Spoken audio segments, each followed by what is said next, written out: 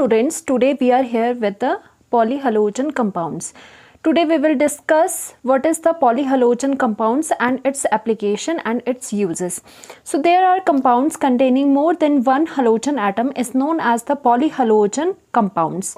That is polyhalogen अगर आपके पास है, poly means what is poly means poly होता है more than one, अगर कोई चीज़ कोई एटम जो है आपके पास वो एक से ज़्यादा प्रेजेंट है उसे बोलते हैं poly. Poly का मतलब एक से ज़्यादा. That means poly stands for more than one and halogen stands for obviously halogen atom. So combinedly polyhalogen is the compound having more than one halogen atoms present in it. That means जो polyhalogen compounds हो गए वो ऐसे compounds होते हैं जिसमें एक से ज़्यादा हलोजन एटम प्रेजेंट होगा.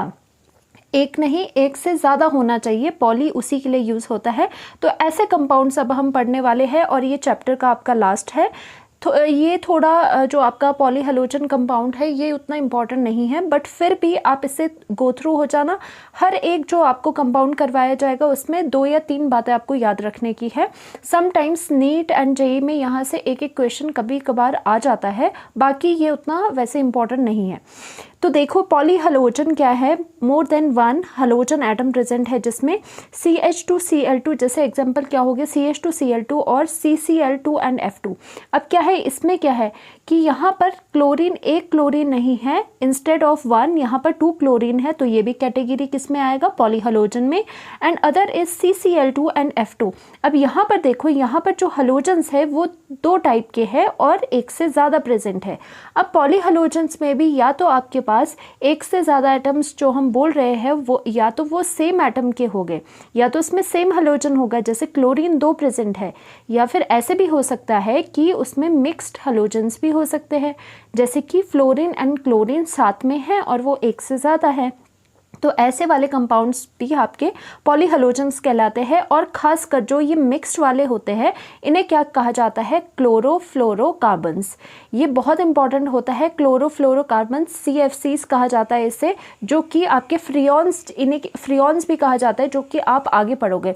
इस पूरे जो पूरा ये टॉपिक है इसमें आगे आपके पास चीज़ें आने वाली है. फर्स्ट इज़ फ्रियॉन, वो ज़्यादा इंपॉर्टेंट है, एंड DDT वो भी आपको इम्पॉर्टेंट है, लास्ट में आएगी. तब तक आपने ये वीडियो को बंद नहीं करना है, वो इम्पॉर्टेंट है, लास्ट में है वो 2 कंपाउंड इसके जो जहाँ से कि पर्टिकुलरली क्वेश्चन आता ही आता है. So this is the freons जो कि आगे हम पढ़ेंगे, and this is the chlorofluorocarbons. क्यों? क्योंकि यहाँ पर क्लोरीन भी है, फ्लोरीन भी है और कार्बन है. This compound is known as the chlorofluorocarbon. और ये किसके अंडर आते हैं, सभी पॉलीहलोजन्स जो कंपाउंड है वो कहलाते हैं.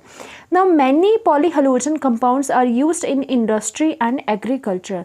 मतलब एग्रीकल्चर में कैसे यूज़ होते हैं, सम इसमें क्या होते हैं इंसेक्टिसाइड की तरह भी यूज़ होते हैं, कुछ इंडस्ट्री में भी यूज़ होते हैं. क्या हो गए, कुछ आपके प्रोपेलेंट की तरह भी यूज़ हो गए, एरोसोल्स में यूज़ हो गए, कुछ आपके कहाँ हो गए एज अ सॉल्वेंट हो गए, पेंट रिमूवर में यूज़ हो गए. तो industrial point of view and agricultural point of view से जो पॉलीहलोजन्स होते हैं वो इम्पॉर्टेंट होते हैं.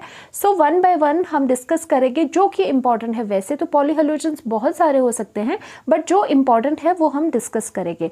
सो फर्स्ट इज़, देखो अगर आप इसमें आपका CH3 है, सपोज आपके पास यहाँ पर मीथेन है, इट इज़ द CH4. अगर एक कार्बन इसमें से रिमूव कर दे यू विल गेट अगर एक हाइड्रोजन इसमें से रिमूव कर दे यू विल गेट CH3Cl. ये पॉलीहलोजन नहीं होता. पॉलीहलोजन क्यों नहीं होता है, क्योंकि हलोजन एक है और पॉली का मतलब होता है एक से ज़्यादा.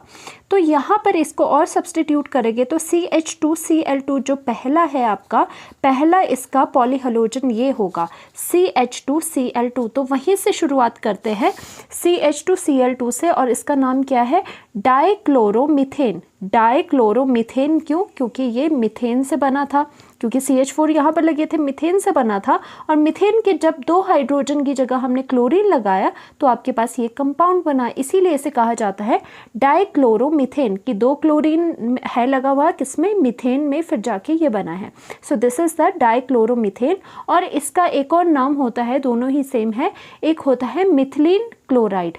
मिथिलीन क्या होता है, CH2 होता है, methylene chloride is another name. दोनों आपका क्या है, सेम ही कंपाउंड है. नाउ इसमें क्या है, जो इंपॉर्टेंट होगा मैं बता दूंगी, वैसे सारा नज़र मारते चलो किस में क्या यूज़ हो रहा है। जो ये डाइक्लोरोमीथेन होता है is used as a solvent as a paint remover. Paint remover में जो सॉल्वेंट होता है वो ये एज अ सॉल्वेंट यूज़ होता है, ये याद रखना है आपको। और इम्पॉर्टेंट चीज़ जो यहाँ पर है ये याद रखनी है कि ये यूज़ होता है as a propellant in aerosols. याद रखना है propellant as in a aerosols में ये यूज़ होता है। अब सबसे पहले एरोसोल देख लो एंड प्रोपेलेंट देख लो, होते क्या है ये। एरोसोल्स होते हैं ऐसे सॉल्यूशंस जो कि क्या है, जो कि जिसमें कि लिक्विड जो ड्रॉपलेट्स है वो क्या हुए हैं, सस्पेंड हुए हुए इन अ गैस में लिक्विड ड्रॉपलेट्स भरे पड़े हैं। तो ऐसे आप ऐसे सस्पेंशन को आप क्या कहते हो, एरोसोल कहते हो। मतलब जैसे आपकी डियो हो गया, आपके स्प्रे जो होता है, परफ्यूम्स होते हैं, डियो हो गया, उसमें जो आपका जो भी भरा जाता है उसे कहते हैं एरोसोल, क्योंकि उसमें भी क्या होता है, जो गैस होती है उसमें लिक्विड ड्रॉपलेट्स सस्पेंड करे जाते हैं, तो वो होता है आपका एरोसोल। फॉर एग्जाम्पल जो स्प्रे कैन डिओड्रेंट की होती है वो उसका एरोसोल्स का एग्जाम्पल, गुड एग्जाम्पल है। अब प्रोपेलेंट का क्या काम होता है एरोसोल्स में। Propellant in aerosols helps in spray formation because they maintain the pressure in can. अब क्या है, जो डिओड्रेंट का आपका कैन है पड़ा हुआ, आपको पता है उस कैन के अंदर एरोसोल है। एरोसोल मतलब जो लिक्विड पार्टिकल्स है वो गैस में सस्पेंडेड है, गैस में सस्पेंडेड है। बट अब क्या है, अब उसको बाहर लाने के लिए जो आपके पास जो यूज़ होता है वो है प्रोपेलेंट। उसको बाहर लाने के लिए देखो, वो अंदर जो है वो तो गैस है, गैस के साथ क्या है, लिक्विड के ड्रॉपलेट्स है। तो अगर वो बाहर आएगा तो हम चाहते हैं कि वो जब बाहर आए, हम उसे प्रेस करें तो वो एक पर्टिकुलर डायरेक्शन में जाए। जैसे हमने अगर परफ्यूम लगाना है तो हम चाहते हैं कि वो हमारे क्लॉथ्स पे लगे जहाँ हम स्प्रे करें। ऐसा ना हो कि हमने स्प्रे करा और वो पूरी एयर में जाके पूरा फैल गया, पूरा ही जाके मतलब जैसे ही स्प्रे करा और हम तक वो आया ही नहीं, पहले ही वो एयर में डिफ्यूज़ हो गया। अब ऐसा ना हो इसलिए प्रोपेलेंट डाला जाता है। और दूसरा प्रोपेलेंट क्यों डाला जाता है, प्रोपेलेंट क्या होता है, प्रोपेलेंट भी एक तरह का कंपाउंड ही होता है जिसे डाला जाता है और ये स्प्रे फॉर्मेशन में हेल्प करता है। बिकॉज क्यों होता है, क्योंकि ये जो प्रोपेलेंट होता है वो प्रेशर मेंटेन करके रखता है कैन में through out it's life time. जब तक भी कैन आपकी डिओड्रेंट चलेगा तब तक जो ये प्रोपेलेंट है, ये कंपाउंड होता है जो कि एरोसोल्स के साथ डाला जाता है और ये क्या करता है, प्रेशर को मेंटेन करता है सो दैट जब वो गैस आपके पास बाहर आ रही है तो वो एक ही डायरेक्शन में आपके पास मिले, मतलब स्प्रे फॉर्मेशन हो। और वो स्प्रे फॉर्मेशन कैसे होगी, जब प्रेशर कैन के अंदर मेंटेन रहेगा। एंड प्रेशर मेंटेन किस वजह से होता है, क्योंकि आपने प्रोपेलेंट डाला है। प्रोपेलेंट की प्रॉपर्टी ऐसी होती है। तो ये एक चीज़ थी। और ये क्या है, used as a solvent in the manufacture of drugs. ये भी थोड़ा थोड़ा देखो, ये थोड़ा थोड़ा चीज़ें याद रख लो क्योंकि ये जनरल चीज़ें हैं, जो इंपॉर्टेंट होगी मैं वहाँ पे स्टार लगा दूंगी। Used as a solvent in the manufacture of drugs. Drugs की जो मैन्युफैक्चरिंग होती है, जो भी दवाइयाँ वगैरह होती है, उसमें मोस्टली क्या है, मोस्टली आपका ये सॉल्वेंट जो डाइक्लोरोमीथेन है वो एज अ सॉल्वेंट यूज़ होता है। Used as a metal cleaning and finishing solvent, मतलब जो मेटल है उसकी क्लीनिंग के लिए एंड उसकी प्रॉपर जो फिनिशिंग आए मेटल की, उसके लिए भी ये यूज़ होता है एज अ सॉल्वेंट। और इट कैन हार्म, अब हैजर्ड्स क्या है, it can harm human central nervous system. जब कॉन्टैक्ट हो इसका तो इससे ब्रेक डाउन भी हो जाता है।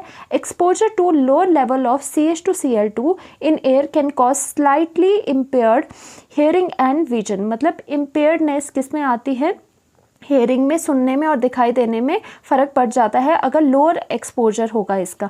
अगर हाई लेवल पे एक्सपोजर होगा मिथिलीन क्लोराइड, और ये क्या है, सेम ही चीज़ है। इन एयर कॉज डिजीनेस, उससे आपको नॉजिया, डिजीनेस एंड टिंगलिंग, मतलब गुदगुदी सी होगी एंड नम्बनेस होगा in the fingers and toe. कि नम्बनेस क्या होता है कि आपको फील ही नहीं होगी अपने फिंगर्स एंड टो, ऐसा हो जाता है। तो ये थोड़े थोड़े है, मतलब इसको थोड़ा थोड़ा याद रख लो कि ऐसा ऐसा होता है। बट मेन इसमें क्या होता है, ये प्रोपेलेंट इन द एरोसोल की तरह यूज़ होता है, पेंट रिमूवर में यूज़ होता है। ये कर लो। इन ह्यूमन डायरेक्ट स्किन से कांटेक्ट होगा तो इंटेंस बर्निंग ऑफ स्किन हो जाएगी। Direct contact with I skin burn the cornea. ये जनरल जैसे है इसके फीचर्स क्या होता है, बट मेन इसमें क्या है कि aerosols propellant in the aerosol की तरह यूज़ होता है और ये पेंट रिमूवर की तरह होता है। और इसका नेम याद रख लो क्या है ये, this is the dichloromethane and also it is known as the methylene chloride. Now next compound that we have is trichloromethane. अभी क्या हुआ था, अभी आपने सब्स्टिट्यूट करके क्या लगाया था, 2 क्लोरीन्स लगाए थे। यहाँ से आपकी जो पॉली आपके हलाइड्स शुरू हुए थे, हलोजेंस, वो यहाँ से शुरू हुए थे।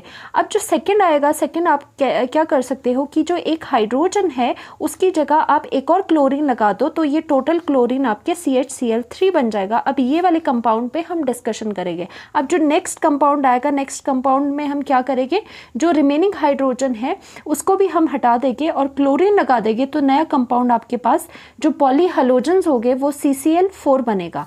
तो बारी बारी से हम इसे डिस्कस करने वाले हैं अभी। And now what is the CHCl3? This is important compound because CHCl3 आपने सुना होगा क्लोरोफॉर्म होता है। जैसे आप पिक्चर्स में देखते थे कि एक विलन है, उसने अपने हैंडकरचीफ में, हैंकी में एक सॉल्यूशन लगा देता है और हीरोइन को वो सुंघा के उसे बेहोश कर देता है। तो वो जो यूज़ होता था, मेनली जो कॉमनली यूज़ होता था, वो क्या होता था, क्लोरोफॉर्म। क्योंकि इससे क्या है, ये एनेस्थेटिक प्रॉपर्टीज़ इसकी होती है, मतलब एनेस्थेटिक प्रॉपर्टी मतलब बेहोश करने की कैपेबिलिटी इसमें होती है।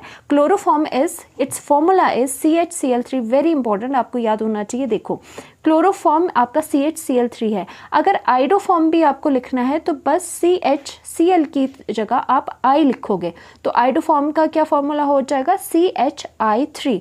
मतलब अगर किसी भी हलोजन के पीछे फॉर्म लगा दो आप, तो इसका मतलब उसमें CH है, बाकी सारा क्या है, हलोजन है। तो इसका नेम क्लोरोफॉर्म तो होता है, जो कि आपको याद रखना है, CHCl3। और दूसरा नेम क्या होगा, ऑब्वियसली इसे देख के नेम बना दो, ट्राइक्लोरोमीथेन। क्योंकि देखो सब चीज़ें मिथेन से बनी है, तो इसका फॉर्मूला, इसका जो नेम होगा वो ऐसा भी हो सकता है कि trichloromethane. This is the trichloromethane. Now its properties are, chloroform is used as solvent. Obviously ये मेनली जो आपके ये पॉलीहलोजेंस है, ये मोस्टली सॉल्वेंट की तरह तो यूज़ होते ही होते हैं।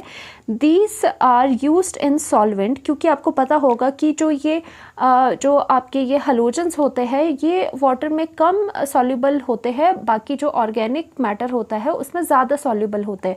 तो आपके जो ये fats and alkaloid and iodine है, ये भी थोड़ा क्या होता है, नॉन पोलर साइड में होते हैं, मतलब फैट्स आपके ऑर्गेनिक कंपाउंड्स होते हैं। तो इसीलिए ये जो आपके क्लोरोफॉर्म है या फिर और भी आपके पास पॉलीहलोजेंस है, वो क्या होते हैं, वो as a solvent, good solvent use होते हैं, क्योंकि लाइक डिजॉल्व लाइक होता है। और आपको पता है ये ऑर्गेनिक कंपाउंड्स में भी सॉल्युबल होते हैं polyhalogens. So chloroform is used as solvent for fats, alkaloids and iodine. Alkaloid क्या होता है, नाइट्रोजन का बेस होता है, मतलब ऑर्गेनिक कंपाउंड्स है जिसमें नाइट्रोजन्स होते हैं, वैसे ही अभी समझ लो आप, ठीक है। आयोडीन भी होता है, उसमें भी सॉल्युबल होते हैं। ये जनरल सा है, इंपॉर्टेंट क्या है वो मैं बताने जा रही हूँ। ये मेजर यूज़ ऑफ क्लोरोफॉर्म जो कि बहुत इंपॉर्टेंट है, वहाँ पर फोकस करो। उसका यूज़ क्या है, chloroform CHCl3 is in the production of freons. याद रखना ये नेम, और आगे भी हम इसके बारे में डिस्कशन करने जा रहे हैं, ये इंपॉर्टेंट है। 2 लास्ट में चीज़ें बचती है, स्किप मत करना, अभी पूरा लेक्चर को देखना। फ्रीऑन्स एंड DDT हमने डिस्कस करना है, लास्ट में है वो। अब इसका यूज़ क्या होता है, जो ये इंपॉर्टेंट कंपाउंड है, वो ये भी क्या है, पॉलीहलोजेंस ही होते हैं ये, बट ये कैसे बनते हैं, जो ये इंपॉर्टेंट है फ्रीऑन्स, ये आपके बनते हैं with the help of chloroform. Chloroform का इसलिए एक यूज़ ये आ जाता है कि ये प्रोडक्शन ऑफ फ्रीऑन्स में हेल्प करते हैं। और फ्रीऑन्स क्या होते हैं, फ्रीऑन्स आर द क्लोरोफ्लोरोकार्बन्स, यानी कि क्लोरोफ्लोरोकार्बन का मतलब है क्लोरीन एंड फ्लोरीन भी होगा। अब ये ज़रूरी नहीं है कि 2 हो, यहाँ 2 हो, ऐसे भी हो सकता है, यहाँ 2 फ्लोरीन 2 है, यहाँ पे क्लोरीन 1 है। बोलने का मतलब है एक फ्लोरीन तो होगा, क्लोरीन भी होगा, एंड क्लोरोफ्लोरो और साथ में कार्बन होगा। तो ऐसे जो कंपाउंड्स होते हैं उन्हें फ्रीऑन्स कहा जाता है। तो फ्रीऑन्स बेसिकली अगर शॉर्टकट में कहा जाए, फ्रीऑन्स क्या होता है, याद रखना है आपने, फ्रीऑन्स क्या होते हैं, क्लोरोफ्लोरोकार्बन्स होते हैं। तो और ये जो क्लोरोफ्लोरोकार्बन्स होते हैं, यानी कि जो फ्रीऑन्स होते हैं, इसका यूज़ कहाँ होता है, इसे और क्या कहा जाता है, इसे कहा जाता है रेफ्रिजरेंट। मतलब जो हमारे फ्रिजेस या फिर एयर कंडीशनर में आपकी जो गैस होती है, जैसे कि कहते हैं हम गैस होती है आपके फ्रिज में, वो कौन सी होती है, वो रेफ्रिजरेंट होता है और उसका नाम होता है फ्रीऑन्स। बेसिकली वो फ्रीऑन्स होते हैं। अब फ्रीऑन्स के अलग अलग नाम है कि रेफ्रिजरेंट R22 हो गया रेफ्रिजरेंट, R12 हो गया, ऐसे ऐसे करके अलग अलग रेफ्रिजरेंट है।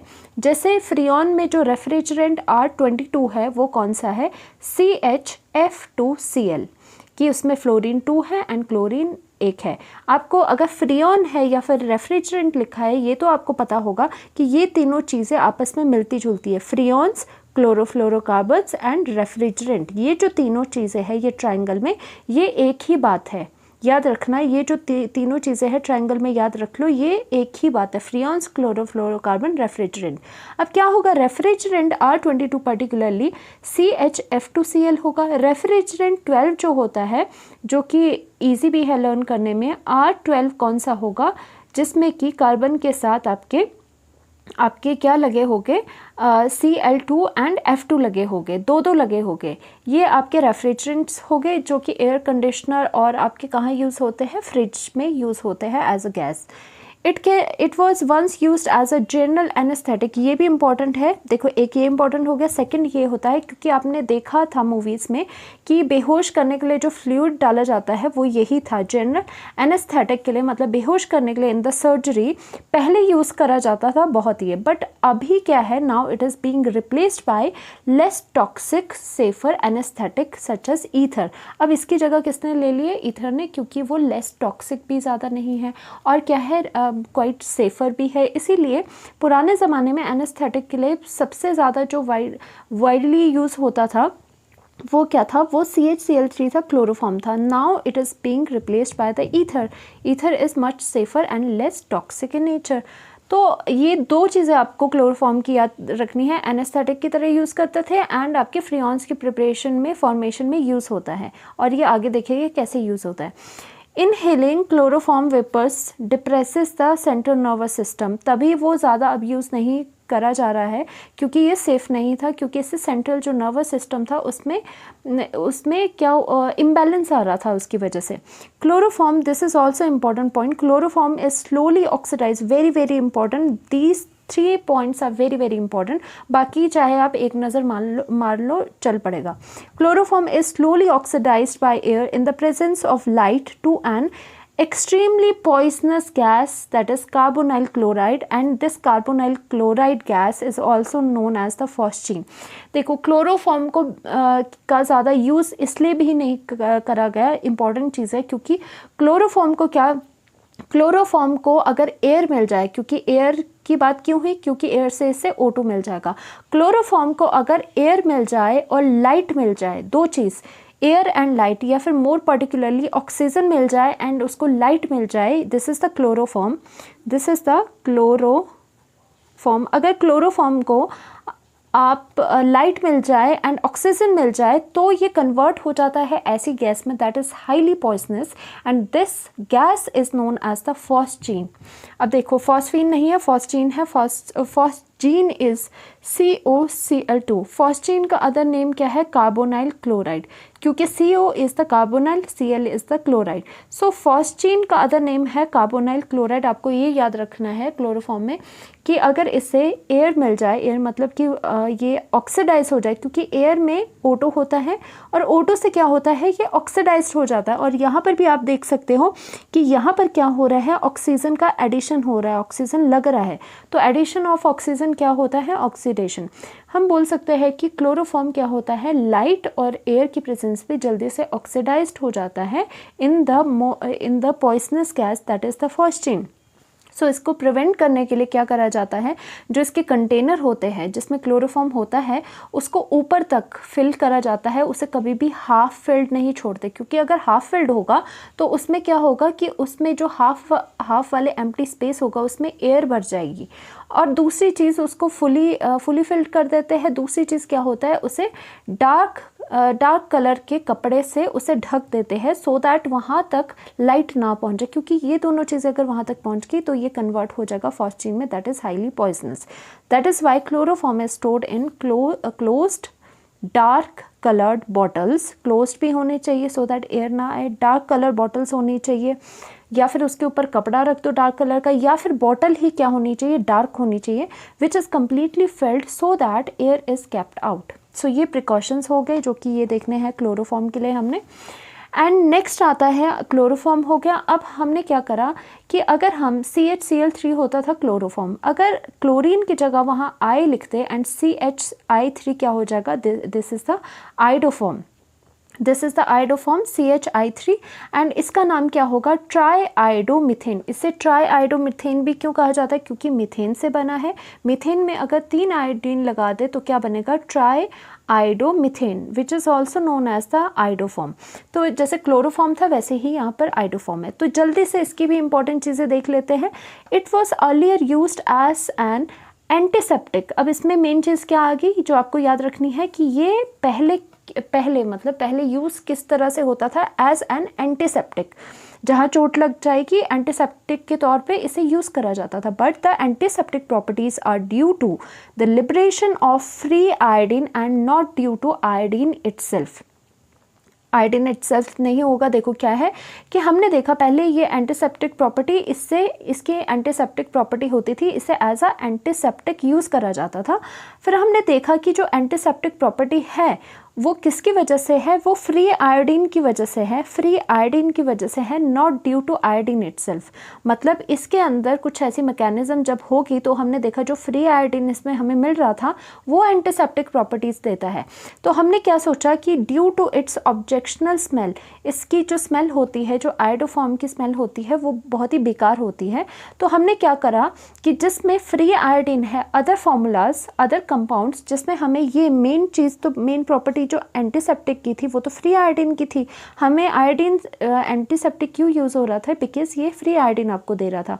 But due to its very objectionable smell, तो हमने क्या करा कि इसको हमने हटा दिया और दूसरा कोई कंपाउंड ऐसा देखा जो कि फ्री आयोडीन दे सके। So due to its objectionable smell it has been replaced by other formulations containing iodine, जिसमें फ्री आयोडीन होगा, हमने इसकी जगह वो लगा दी। बस ये याद रखो, एंटीसेप्टिक प्रॉपर्टी होती थी due to the free ions. Now next compound that is it is the tetrachloromethane. अब हमने क्या करना है, चारों ही जो हाइड्रोजन थे मीथेन के उसको रिप्लेस करना है बाय द क्लोरीन। तो आपको कंपाउंड मिलेगा टेट्रा 4 होता है टेट्राक्लोरोकार्बन, या फिर इसे कह सकते हैं कार्बन टेट्राक्लोराइड। दोनों ही नाम सेम है आपके। देखो इम्पॉर्टेंट जो है आपके पास इम्पॉर्टेंट पॉइंट ये है, it is used in synthesis of chlorofluorocarbon and other chemicals. इसका यूज़ भी कहाँ होता था, क्लोरोफ्लोरोकार्बन पे यूज़ होता था इसका, ये भी आपको याद रखना है। और it is used in the synthesis of chlorofluorocarbons and other chemicals. इसका यूज़ कहाँ होता है, क्लोरोफ्लोरोकार्बन्स बनाने में एंड अदर केमिकल्स बनाने में। और it is used in the synthesis of freons. मतलब क्लोरोफ्लोरोकार्बन्स क्या होते हैं, फ्रियॉन्स होते हैं। जिस तरह से आपका CHCl3 मतलब क्लोरोफॉर्म भी यूज़ हो रहा था, उसी तरह से ये भी आपका ये ज़्यादातर यूज़ होता है, ज़्यादा मोस्टली क्या है यही वाला यूज़ होता है फ्रियॉन्स बनाने के लिए। और फ्रियॉन्स क्या है बताया था आपको, जो रेफ्रिजरेंट होते हैं वो फ्रियॉन्स होते हैं, या फिर क्लोरोफ्लोरोकार्बन्स भी होते हैं। और इसे बनाया कैसे जाता है, बाय द स्वार्ट्स रिएक्शन जो आपने करी थी। स्वार्ट्स रिएक्शन क्या थी, आपका एल्काइल फ्लोराइड की फॉर्मेशन करती थी। इसीलिए इम्पॉर्टेंट थी क्योंकि देखो फ्लोरीन के कंपाउंड्स वैसे स्टेबल नहीं होते हैं, तो ये एक प्रिपरेशन थी जो कि इम्पॉर्टेंट थी, बिकॉज ये जो आपके थे फ्लोरो एल्केन्स कि आपके फ्लोरीन वाले हलोजन, कौन से फ्लोरीन वाले कंपाउंड्स आपको दे रही थी स्वार्ट्स रिएक्शन। तो हम ये फ्रियॉन्स जब पढ़ रहे हैं आगे उसमें डिस्कस करेंगे कैसे स्वार्ट्स रिएक्शन से ये बनता है, कैसे स्वार्ट्स रिएक्शन में जब आप CCl4 लेते हो उससे फ्रियॉन्स कैसे बनते हैं। तो ये इंपॉर्टेंट है, जस्ट याद रखो कि सिंथेसिस ऑफ फ्रियॉन्स में ये यूज़ होता है, दिस इज़ इम्पॉर्टेंट। एंड जैसे कि फ्रियॉन्स कैसे होते हैं, it is used in the manufacture of refrigerant, क्योंकि रेफ्रिजरेंट क्या है, काइंड ऑफ फ्रियॉन्स ही है। तो दोबारा से वही लिखा है रेफ्रिजरेंट, जैसे R12 आपको पता है Cl2F2 हो जाएगा, या फिर एज ये प्रोपेलेंट की तरह भी यूज़ होता था इन द एरोसोल कैन, जैसे कि आपका CH2Cl2 सबसे पहले वाला जैसे यूज़ होता था वैसे ही ये भी यूज़ होता है। और बाकी जो इसकी प्रॉपर्टीज़ हैं वो बिल्कुल वैसी है जैसे फर्स्ट वाले कंपाउंड की थी CH2Cl2। वो भी आपका क्या था, क्लीनिंग फ्यूल की तरह यूज़ होता था, डीग्रेसिंग एजेंट की तरह यूज़ होता था, और propellant in the aerosol cans होता था। और इसमें क्या है कि exposure to it can cause liver cancer and headache also, ये आप देख लेना। और इम्पॉर्टेंट पॉइंट दूसरा क्या है, when CCl4 is treated into the air it rises to the atmosphere. देखो ये क्या है, जब आप रेफ्रिजरेटर वगैरह में, रेफ्रिजरेटर नहीं सॉरी, व्हेन CCl4 कहीं पर भी आपका यूज़ हो रहा है तो वो एयर में रिलीज जब होगा तो it rises to the atmosphere, वो एटमॉस्फेयर में राइज करता है और ये ओजोन को भी डिप्लीट करता है। तो इसका एक नेगेटिव पॉइंट भी ये था CCl4 का कि ये ओजोन की डिप्लेशन भी करवाता है। And depletion of ozone layer is believe to increase the human exposure to the ultraviolet UV rays, क्योंकि आपको पता है जो ओजोन लेयर है वो इंपॉर्टेंट क्यों है हमारी, हम बोलते रहते हैं ओजोन लेयर इज डिप्लीटिंग, उसमें होल हो रहा है, उसमें आपको ओजोन की ज़रूरत क्यों है? ओजोन लेयर की आपको इसीलिए ज़रूरत है सो दैट जो बाहर से आपकी अल्ट्रावायलेट रेज आ रही है जो कि हार्मफुल है आपके लिए, उसको वो प्रिवेंट करता है, आप तक आने नहीं देता है। सो अगर अल्ट्रावायलेट रेज आप तक आएगी, आपका एक्सपोजर होगा उसके साथ, then this will lead to the skin cancer and the skin disease. तो ये आपका हो गया। और उसके बाद है important, this is actually important, अब जो लास्ट के टू हैं these are important. This is the freons. Freons अभी तक आप पढ़ चुके हो। फ्रियॉन्स क्या है? Chlorofluorocarbons.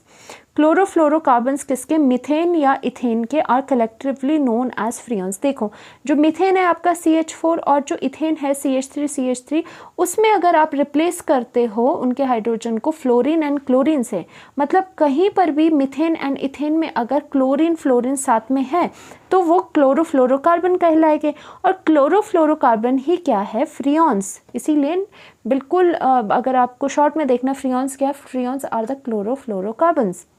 So this point is important. Next point important is this, it is used as refrigerant। पहले भी आपको कहा गया है कि क्लोरोफ्लोरोकार्बन फ्रियॉन्स है और ये रेफ्रिजरेंट की तरह यूज़ होते हैं बिकॉज इट इज़ स्टेबल। अब रेफ्रिजरेंट की तरह क्यों यूज़ होता है? देखो कूलिंग के लिए जो लगता है आपके फ्रीज़र में लगेगा, जो फ्रिज होते हैं या एयर कंडीशनर होते हैं उनमें ये यूज़ होते हैं बिकॉज दीज गैसेस जो ये कंपाउंड हो गए, जो ये क्लोरोफ्लोरोकार्बन्स हो गए, ये स्टेबल होते हैं। दूसरी चीज़ ये अनरिएक्टिव होते, रिएक्टिव नहीं होते, टॉक्सिक भी नहीं होते हैं एंड करोसिव भी नहीं होते हैं एंड ईजिली लिक्विफाइबल। इंपॉर्टेंट चीज़ ये ईजिली लिक्विड में ट्रांसफ़र हो जाता है, लिक्विफाई हो जाता है ईजिली। अब क्या होता है? Third point is also important. जो फ्रियॉन 12 है फॉर एग्जाम्पल CCl2F2 इस common freon used in industry. ये जो फ्रियॉन है ये कॉमनली इंडस्ट्री में यूज़ होता है। दूसरा भी है फ्रियॉन जो 22 वाला है जिसमें CH, F3 एंड Cl है। Freons are used in refrigeration, air conditioning and aerosol propellant भी होगा। मेन तो आपका रेफ्रिजरेंट और कौन सा है? एयर कंडीशनिंग में ये यूज़ होता है। ये फ्रियॉन्स की आपकी प्रॉपर्टीज़ होगी। नेक्स्ट आते हैं फ्रियॉन्स का वेरी इंपॉर्टेंट पॉइंट जो आपने पहले भी CCl4 में भी करा था, टेट्राक्लोरोमीथेन में करा था आपने, कि फ्रियॉन्स की मैन्युफैक्चरिंग के लिए CCl4 का यूज़ होता है। और ये कैसे मैन्युफैक्चर होता है? थ्रू द स्वार्ट्ज रिएक्शन, मतलब जो इन दोनों इनकी जो रिएक्शन होगी वो स्वार्ट्ज रिएक्शन होती है। अब इसमें क्या होगा? जो CCl4 है स्वार्ट्ज रिएक्शन में क्या होता था? फ्लोरीन का कोई सोर्स जैसे कि SpF3 उसके साथ इसकी रिएक्शन हो जाती है एंड इसमें क्या होगा कि यहाँ 2 क्लोरीन तो रहेगा एज इट इज़, ये क्या करेगा? इसके 2 हाइड्रोजन को यहाँ से रिप्लेस करके फ्लोरीन लगा देगा। अब SpCl3 बाहर को निकल जाएगा। तो मेन आपके पास ये है जो मिला, this is the freon 12। This is the freon 12 क्योंकि, और या फिर क्या कह सकते हो, रेफ्रिजरेंट 12 भी इसका नाम है। तो आप देख सकते हो कि Swarts reaction, this is the Swarts reaction, उससे CCl4 से आपका ये फ्रियॉन्स बन गया। Next important is freon that are used in refrigeration eventually makes its way into the atmosphere where it diffuses unchanged into the stratosphere। अब ये क्या होगा? देखो आपके जो फ्रीज़र है, फ्रिज है एंड एयर कंडीशनर्स हैं, उसमें हम बोल रहे हैं जो गैस यूज़ होती है वो क्लोरोफ्लोरोकार्बन्स होती है and that gas is the freons. और आपको पता है फ्रियॉन्स इसमें क्या होगा, जब रेफ्रिजरेशन में आप यूज़ कर रहे हो, डेली यूज़ कर रहे हो, तो क्या होगा, ये एटमॉस्फेयर में कहीं ना कहीं से लीक हो जाएगी, कहीं ना कहीं अपना ये वे बना देगी। ऑब्वियसली थोड़ा लीकेज तो होता ही है, थोड़ा बाहर को डिफ्यूजन तो होता ही है गैस का। तो ये जो फ्रियॉन्स है इन जगहों से जब आप यूज़ में ला रहे हो, इन जगहों से डिफ्यूज़ हो जाएगी, इनटू द एटमॉस्फेयर में आ जाएगी। और ये अनचेंज्ड, जैसा फ्रियॉन है वैसे ही अनचेंज्ड उसमें वो आ जाएगी in the atmosphere.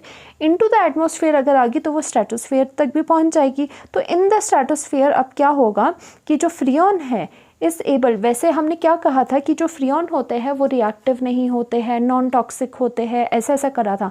But stratosphere में एक चीज़ इसकी ये है, जब ये स्ट्रेटोस्फेयर में पहुंचेगी तो जो फ्रियॉन्स होते हैं वो एबल होते हैं to initiate the radical chain reaction. इनमें क्या होती है, ये रेडिकल चेन रिएक्शंस कर सकते हैं, रेडिकल बना दिया, इनिशिएट कर दिया चेन रिएक्शंस को।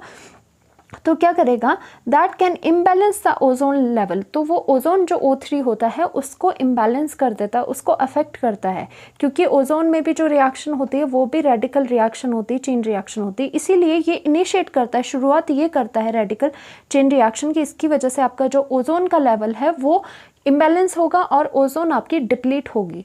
तभी ये ज़्यादा एक एनवायरमेंटल कंसर्न है जो ये फ्रियॉन्स है, क्योंकि ये क्लोरोफ्लोरोकार्बन्स है एंड ओजोन को ये डिप्लीट करते हैं। इसीलिए ये एक इम्पॉर्टेंट पॉइंट है, क्योंकि क्लोरोफ्लोरोकार्बन्स है, ओजोन को डिप्लीट कर रहे हैं।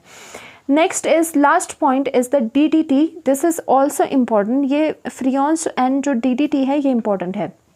अब ये क्या है, PP डैश डाइक्लोरो, देखो PP डैश लगा देना है आपने, फिर D का मतलब है डाइक्लोरो, फिर D का मतलब है डाइफिनाइल, और T का मतलब है ट्राइक्लोरो इथेन। इसको याद कर लो बिल्कुल, और इसका फॉर्मूला होता है ये। अब देखो क्यों हुआ ये, this is the PP dash क्यों है, क्योंकि ये पैरा एंड पैरा पोजिशन पे लगा है, इसीलिए एक को P लिख लो, एक को P डैश लिख लो।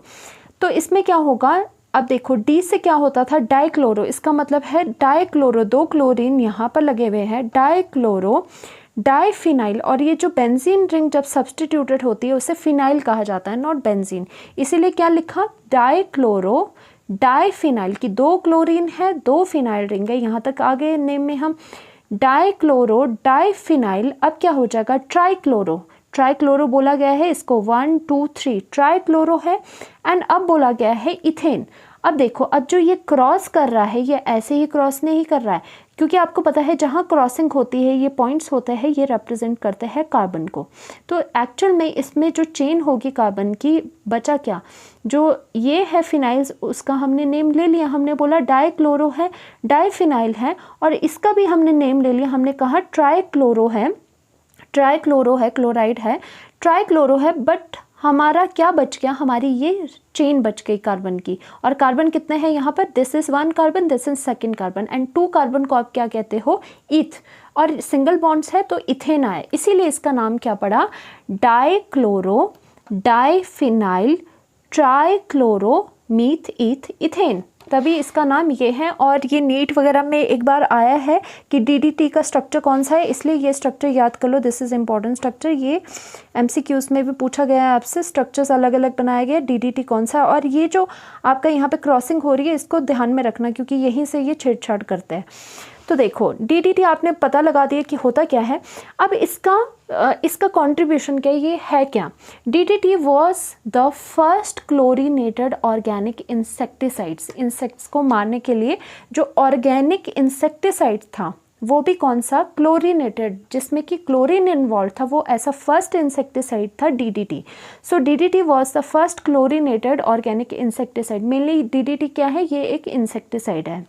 Use of DDT increased enormously on a worldwide basis। कब ये ज़्यादा पॉपुलर हुआ DDT, during the after the world war 2 के बाद, क्योंकि प्राइमरीली बिकॉज ऑफ इट्स, कहाँ यूज़ होता था, it's effectiveness against the mosquito that spread malaria. क्योंकि इसका यूज़ कहाँ कहाँ होने लगा था कि मस्कीटो वगैरह जो मलेरिया फैलाते हैं, मस्कीटोज़ के अगेंस्ट इसका यूज़ होने लगा था, इसीलिए वर्ल्ड वाइड बहुत पॉपुलर होने लग गया।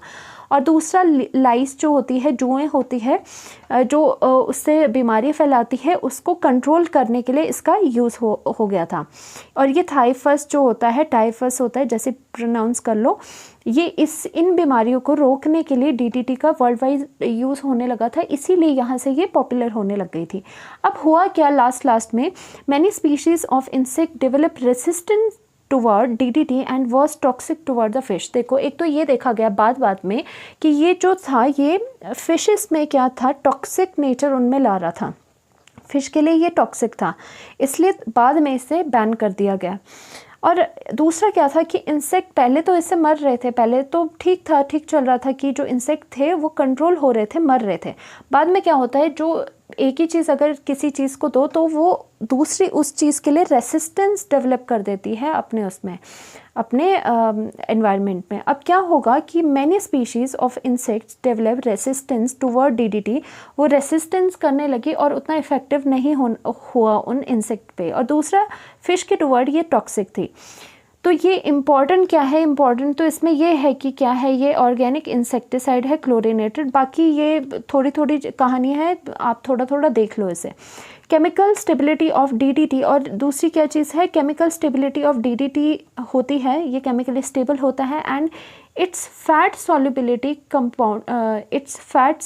And compounded the problem. देखो, ये डीडीटी जो है वो केमिकली स्टेबल है एंड फैट सॉल्युबल है। जो फैट्स हैं, एक होता है वाटर सॉल्युबल की वाटर में जो घुल जाता है, एक होता है फैट सॉल्युबल जो फैट में सॉल्युबल होकर फैट में ही रह जाता है। तो ये थे DDT, one of those type fat soluble थे ये।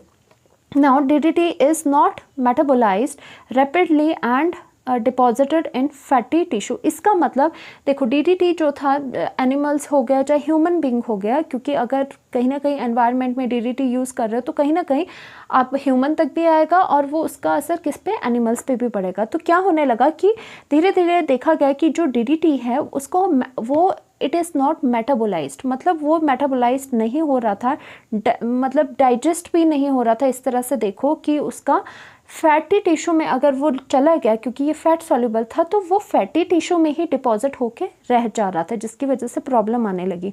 तो इसीलिए DDT was banned in US in 1973, although it is still in use in some other places of the world. इसीलिए यूएस ने तो बैन कर दिया इसे, बट अभी भी कहीं कहीं जगहों पे in some other parts of the world इसका यूज़ होता है। तो ये कहानियाँ हैं। मेन चीज़ आपकी क्या है कि ये ऑर्गेनिक इंसेक्टिसाइड है, वो भी क्लोरिनेटेड। और डीडीटी क्या है, डीडीटी का फॉर्मूला जो है वो ज़्यादा इंपॉर्टेंट है आपके पास, ये आ सकता है आपको। बाकी ये कहानियाँ हैं, देख लेना। और बाकी जो फ्रियॉन्स है उसमें ये है कि सॉल्ट्स रिएक्शन से ये कैसे बनते हैं और इस रेफ्रिजरेंट की तरह कैसे यूज़ होते हैं, ऐसी ऐसी चीज़ें हैं। और ये डिप्लीट करते हैं ओजोन लेयर को, क्लोरोफ्लोरोकार्बन्स ये होते हैं फ्रियॉन्स, ये सारी चीज़ें हैं।